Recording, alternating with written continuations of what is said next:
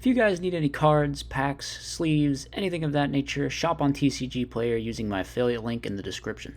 What's good, YouTube? The top 8 deck lists from the Edison World Championship Qualifier have officially been posted. If you don't remember, I casted this tournament a couple weeks ago, did a full marathon stream, so if you didn't catch that, you might want to go check it out, because there are a lot of epic moments caught live, as always. So we're going to be going over the top 8 deck lists here, starting off, as I usually do, with the first place deck list, which is once again Frog Hero. I believe Frog Hero also won the Peak of the Beak tournament or whatever that I covered the top 8 from last week.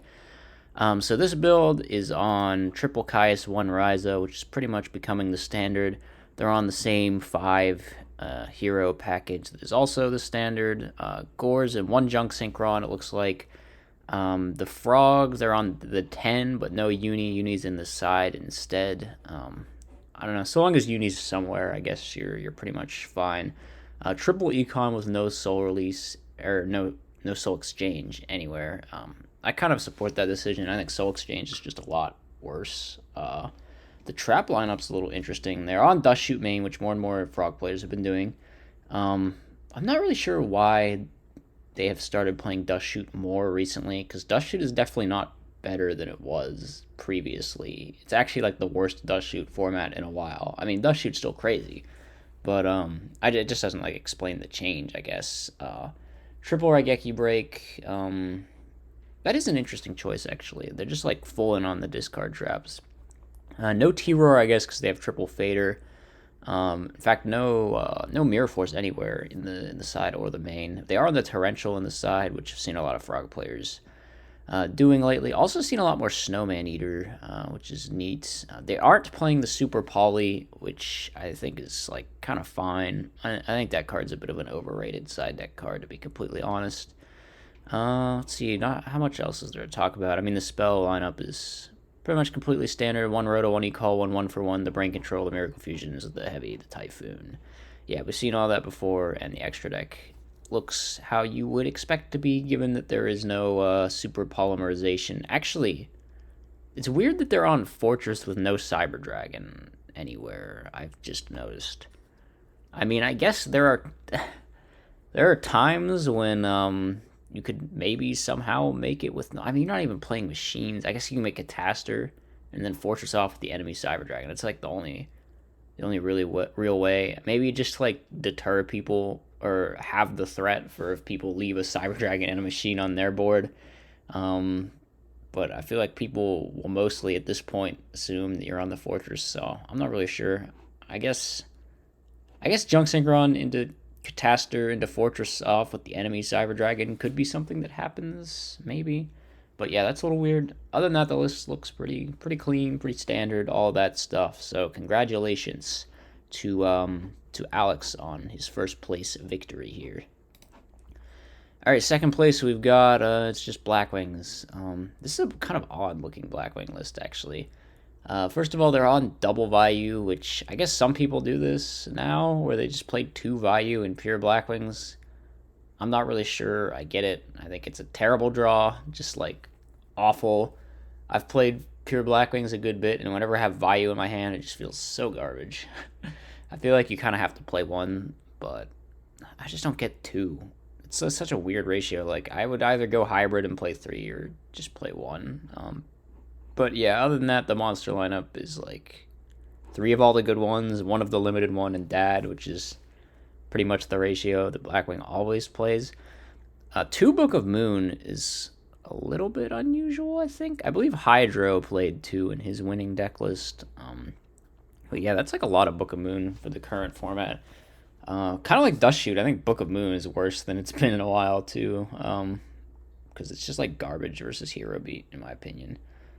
That being said, it's still a pretty solid card, so can't hate on it too much. They're on Double D Prison. Yeah, see, normally it would be Triple D Prison 1 book or something. Double D Prison, Double Bottomless.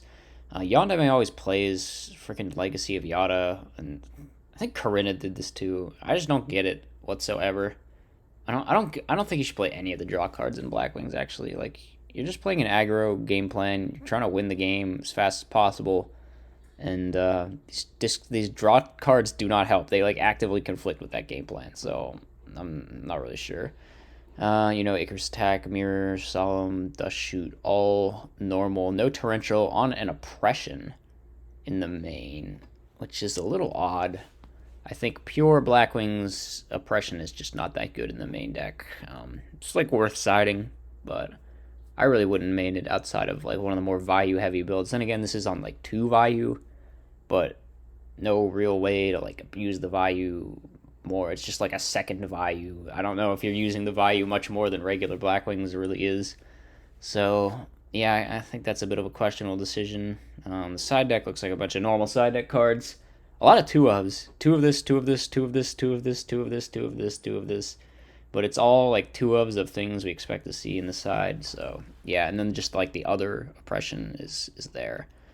And the extra looks like completely normal Blackwing extra.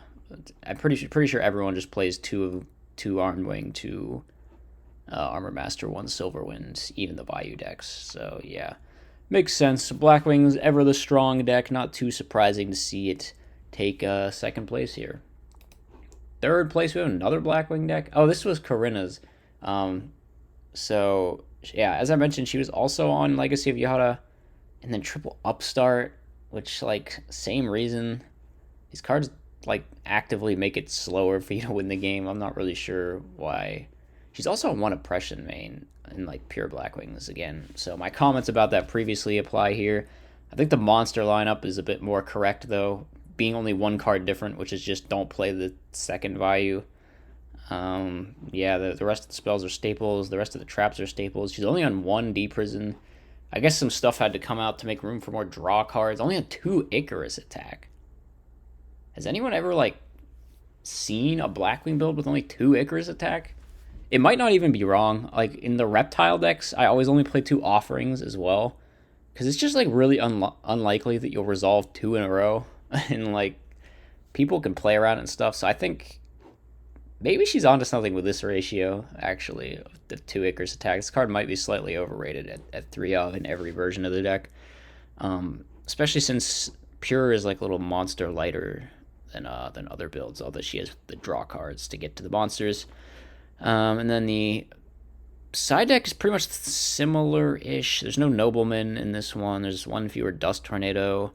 She's on Compulsory and Iron Wall. This card was really sick. People need to get woke on Iron Wall. Oh, I guess that might be why there's less D-Prison too. So she can side in the Iron Wall and take out all the banishing stuff. And then the other Oppression is still there. Double Skill Drain, I guess just for frogs. I think this card's pretty mid as a side deck card in Blackwings, I'm going to be real. It just, like, doesn't hurt most decks more than it hurts you by that much, so, yeah, I don't know. I'm not a fan of Skill Drain. I think the extra is probably just exactly the same as the last extra, right? Someone double-check that for me, but, yeah. Interesting Blackwing build, a lot of draw cards. I like the 2 Icarus. I like the monster lineup. I like the Iron Wall. So Corinna's doing some interesting things here.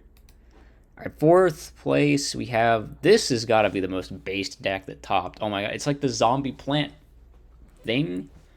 I don't know if this has ever topped before. I know it's gotten far in a tournament before.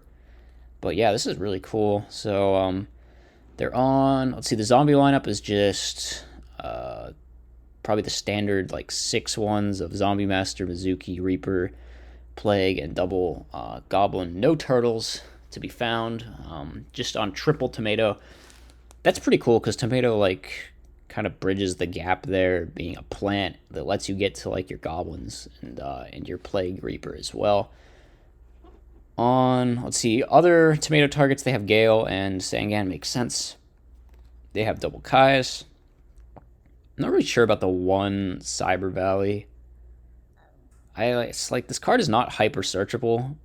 Like, I guess you could Tomato into Sangan, add it to your hand, but it's kind of a stretch. They're also in 1 Dandy. I think that's a pretty good ratio. I don't even know if they should play Dandy at all, actually. I mean, I guess it's another decent thing to send off Foolish.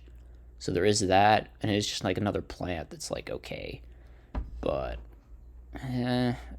it's weird. I don't even know if they need Dandy in here. It's like okay, I guess. And the rest of the plants are double lone fire titanial. And that's all the plants. So there's what, 1, 2, 3, 4, 5, 6, 7 plants and 6 zombies. Alright, and then just like Gore's Trag, of course, double Kais, of course. Staples. The spell trap lineup is pretty interesting. They're of course on triple mark. It's like the reason to play the plant stuff, pretty much. They're also on 1 DDR. I don't know how I feel about this. I think Return Call of the Haunted is like probably all you need in terms of this. Yeah, maybe it's okay. Like, it's not even searchable. Maybe it's just here so they can make Power Tool. Do they play Power Tool? Okay, they play Power Tool. I guess having the 4th equip spell makes Power Tool a little better, but like, how you even making Power Tool in here, actually, though? There's not really a good way, right? I guess Gale plus a level 4 does it. Okay, that's like the best way you can do it. So you could Gale plus level 4 and get Power Tool, and then having the 4th equip spell makes the Power Tool alive a lot more, I guess. So that's probably why. Also, 1 creature swap. I don't think it's too bad to play this card at just like a random one-off in these kinds of decks. I think that's a cool choice. 1 Book of Life. This you maybe shouldn't play. You're only on 6 zombies. I think Book of Life, I think, is like a little bit mediocre maybe in here, but maybe at one-off it's like okay. Allure, Mindcon, I guess, because Cyber Valley, so that's cool. Do they play Brain? They play Brain Mind at triple mark. They're just going to be yoinking your stuff. That's just how it is. 1 Bottomless in the main is decent, I think. I think maining 1, siding 1 isn't bad, because, you know, it's like good. It's like solid against a lot of matchups, but it's not really great against everything. So I can kind of see it. 1 Dust Tornado, pretty good in zombie decks. 1 Phoenix Wing, it's like okay. I do like this card, but I don't know if you have a lot of great ways of using it in zombies. I guess you could pitch Mizuki, you could pitch Dandelion. There's not a whole lot you really want to pitch, though. And then a bunch of staples, you know how it goes. The side deck has a lot of people on Snowman Eater. This card is very good versus Hero Beat, I guess, which is probably why it's become so prevalent. I'm a big fan of Snowman Eater. They're also on the Power Pickaxe, which is like a DD Crow. You can get off Power Tool, which is pretty cool. They're on 1 Sirocco. You know, just in case you could draw your 1 Sirocco in the Bayou matchup or something, I guess. They're on the Cyber Dragons, 1 Fossil Dyna. 1 Fossil Dyna. 1 Fossil Dyna, 1 Vanities is weird. I would think you would just do 2 Vanities and then swap out the Vanities for the Caius, but that's just kind of how I would do it. And then they got more, like, traps and Deep Prison, Double Dust. The extra, it's a lot of synchros. I don't know, there's not a whole lot to talk about. They are on the Power Tool, which is like semi-makeable-ish. You can Gale with a level 4. That's basically how you're making all the 7s in here, I guess, including Armor Master, of course. They also have Uraquizos. How do they have this much extra deck space, actually? That you're playing Uraquizos on top of the Power Tool and the Zombie Synchros. I guess they're not playing Doom Kaiser, which, I don't know. Doom Kaiser is, like, pretty good a lot of the time. I'm not really sure, but it's like you're playing... Man, this is cramped as hell, actually. You're playing, like, all the 6s, all the 7s. You're playing the Zombie Synchro. You're playing the Power Tool. And then you gotta play 8s, too, because you're playing a zombie deck. Kind of, like... Big congratulations on managing to fit everything in here, actually. Alright, but cool list by Shamu. Probably the most based of the top 8, if I had to guess, so far. So, congratulations. Alright, I said that, but, like... I'm looking at Flamvel Frogs right now, so maybe I'm going to have to retract that statement. Wow. Wow, Callum, what have you done here? This looks like a Dimitri build. This is just like a straight-up Dimitri build. He was playing Flamvel Frogs. He likes playing main deck Deep Prison and Frogs. You know, I could almost see it.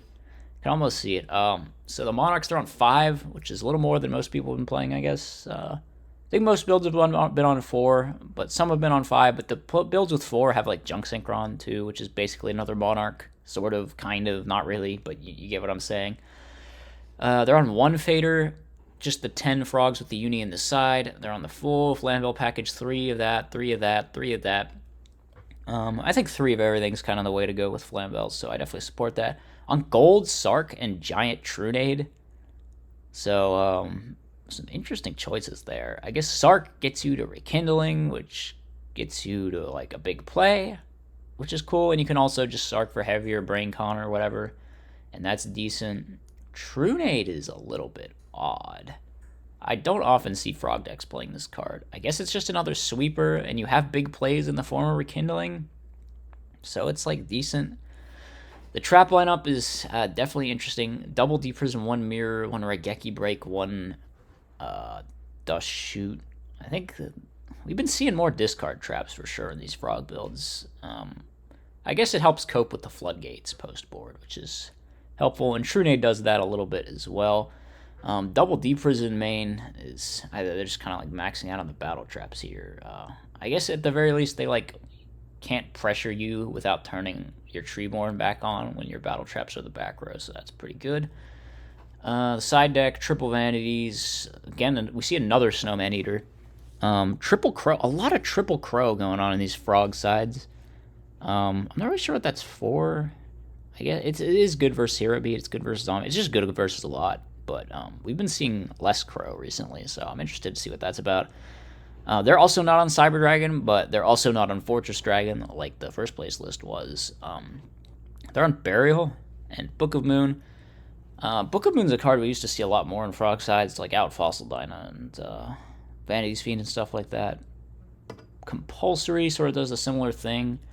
They also have the Torrential. A lot of people on this Torrential, and then Triple Dust Tornado. Pretty standard for Frog sides. You need it to out like Mask of Restrict and whatever.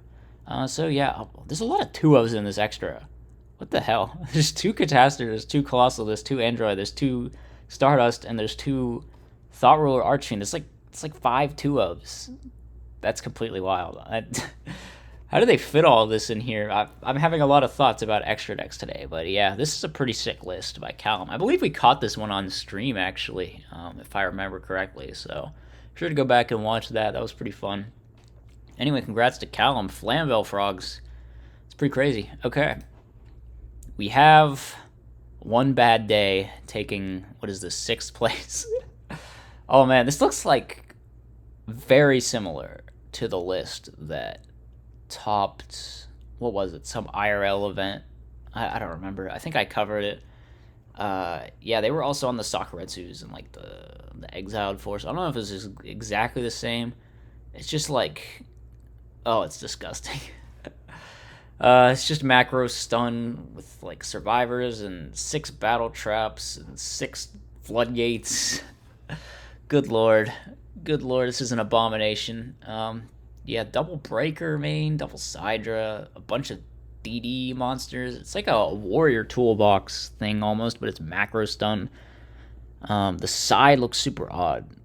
They're on Shield Crush, which I think the deck that topped was also on that. Mask of Restrict.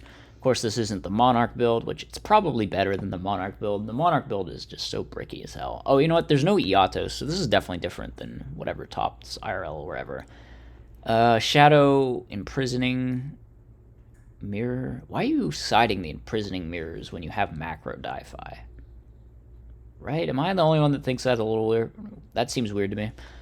Double Rogue, Double Dust. They're on Triple Starlight Road, just like I will never be Heavy Stormed Copium. I will prevent it. I will prevent it at all costs. I mean, it worked out. Breaker main is interesting. I get there's no Heavy Storm anywhere, which is just like, ugh, why are you nerfing yourself in this way? But I guess Breaker and Dust Tornado and Typhoon help compensate a little bit with that. Grandmal's a good card. I don't know what all to say about this, except rambling about how it's a painful looking stun deck. Good lord, I apologize to all of Softlow's opponents for having to face this. Alright, next deck. It's another Blackwing. Another 2 Vayu Blackwing. Another 2 Vayu Legacy of Yada Blackwing. What are you guys doing? Whatever. Yeah, the same monster lineup as the 2nd place list. They're on Mind Control main, which I don't think the other Blackwing decks were on. I'm not sure how I feel about Mind Control main. There's like 4 really solid tuners you can use it with, I guess. On the other hand, it can be dead. And like Raikou hamster decks aren't really as prevalent as they were like 6 months ago, maybe, but there's still a good deal of Vayu and Machina. So the Mind Control I think is a decent card to main in Blackwings. It's kind of up to personal preference. They're on double dust, one Book of Moon, which I think this is like a hydro pump ratio again. And then the rest of the spell trap lineup is pretty standard. Staples and like Starlight Road and some one-offs. Then for the side, they have like a bunch of 2-offs again. Everyone's just playing a bunch of 2-offs. Double Crow, Double Dyna, more Snowman Eaters, which is interesting. More Nox, DDB, yeah, of course. Rug, third Dust Tornado, and then double Oppression. So no Oppression in the main of this one, which I definitely agree with that choice. They're on double value, though. Oh my god. I'm not a fan of the double value. I'm not a fan of the Legacy of Yada. Other than that, I think the list is pretty good. They're back to 3 Icarus, which is like everyone plays 3 Icarus, so it's not really that worth commenting on. But Corinna earlier was on 2, which is, I don't know, maybe she'll start a new trend there. We'll see. Yeah, I mean, there's not a whole lot to say about Blackwing lists. They all kind of look alike. But I think we pointed out a few of the standout differences, I guess. So congratulations to Tegalik. I don't know if I said that right. What is this, on 7th place? They're like all tied for 5th after top 4, I think, but whatever. Yeah, good job, buddy. Okay, coming in at 8th, we do have Yomero, another one of my teammates sneaking into top cut along with Corinna. Big congratulations to the two of him. He is playing the Diva Hero Beat deck that has become so popular lately. So that makes 2 hero decks still making it into top cut. So the hero deck definitely not like falling off or anything. Actually, I think this tournament ended like before peak of the. Maybe I'm wrong. I don't remember when this tournament ended. Actually, they were both like multi-day, so the timelines are really confusing. But they happened around the same time. I think the deck list just got released at different dates. Maybe it was close. Whatever. Let's talk about Yomero's list. He's on 1 Cyber Dragon. I think I've seen a lot of Diva Hero Beat lists playing 1 Cyber Dragon. I think 1 Cyber Dragon's a ratio that I really do like in this format for whatever reason. Like 2 often just feels like too much and redundant, and one is like definitely better in game 1 in a lot of situations where it's hard to really like place your finger on why. I guess like having both is really bad, but you would think with 2 off you would only have 1 usually, but maybe with 1 it's just like you see it as much as you actually want to. Whereas with 2, you're just seeing the Cyber Dragon too often. I'm not really sure, but I think 1 is decent. It's another thing you can use Honest with as well. So maybe you just wanted to pack in another couple of Honest targets. It's got the DD Warrior Lady as well. I've definitely seen this in a lot of hero decks, just playing it for another Rhoda target, another decent normal summon, and then of course triple Diva, double Gilman, double Honest. They're all playing Gores at this point. Like if you're playing against Diva Hero Beat, just assume they have Gores. I don't even know if it's good, by the way. Like I played this deck a lot in like testing and stuff, and I always felt like the Gores just conflicted with the hands I drew, where it's like, man, I just want to set my hand with Starlight Road, or I just want to activate this Future Fusion or whatever, but the stupid Gores is here. So I don't even know if this card's good, but they all play it, so whatever. And they all play these 5 hero monsters, which, yeah. I guess there was a list that wasn't playing Ocean, if I recall, but I think these 5 is, at a minimum, what you got to do with double E-Call Future Fusion Rhoda. And yeah, speaking of which, they have double E-Call Future Fusion Rhoda, which is pretty much the standard. Triple Gem Spark, obviously normal, triple Miracle Fusion, Heavy Storm, Typhoon, all normal stuff. Double Bottomless, triple Prison. I think this is the first deck in the top cut that was playing triple Prison. All the other ones were like on 1, 2, or 0. So that's a little neat. Perhaps seeing a little bit of a fall off of the prevalence of Deep Prison. There was definitely a time when everyone was just on like 3 of this. So, yeah. But Yomero's still on 3. Maybe it's more like normal in the Hero Beat deck to play 3. I definitely think you should usually play 3 in this build. So, yeah. Double Hero Blast is normal, of course. Call of the Haunted is normal. All of these one-off traps are pretty much like what you would expect. For the side deck, we got a second DD Warrior Lady along with the second Cyber Dragon. Got the Mole. I love the Mole. The Mole is just great. Solar Release, Super Poly, Knock. No Raptinus with the Super Poly, so I guess it's just for the mirror. Compulsory, of course. This card's in like every side now. Pretty interesting. It's definitely good versus stuff like Vayu Turbo and whatnot. Then we got Double Dust, Double Limb. I definitely agree with those choices. Very good. Fairies will give you trouble, of course, and you need just extra spell trap removal in pretty much any deck. Yeah. The extra, so just the 4 heroes with the Fortress Dragon are the only fusions. Then, of course, you need a ton of synchros because you're playing the Divas. They've opted for double Android, 1 Catastor. I think you definitely do make Android more often, so I think that's actually probably the correct choice. It goes with Honest as well. One thing that's a little odd here is that they're playing Urquiza's. Yeah, how did you find room for this? I reiterate my same question once again. Like, how is there space for Urquiza's in this extra deck? You're playing Ab-Zero, Gaia, and like a bunch of synchros, and you found room for Urquiza's? Oh, well, like Brio, Goyo, whatever, Black Rose, and then the only 8s are Colossal, Stardust. Yeah, oh well. They made it work, I guess. I guess. I don't know if I would be able to do it, but Yomero made it work. He found space for the Urquizas. The build, I think, is very good. I like the main deck a lot. I think this 40 in the main is pretty much like exactly what I would play for the Hero Beat deck. Like, give or take 1 card, maybe. I feel like it's really close. It's definitely really close. I'm not sure how I feel about the Gores. I know they all play it, though. Yeah. Solid list by Yomero. Congratulations to him. Congratulations to everyone that made top 8. We had some cool lists this time around, and of course the standard Blackwing players. No, I'm kidding. Nothing against the Blackwing players, but yeah, pretty based top 8. Congratulations to everyone.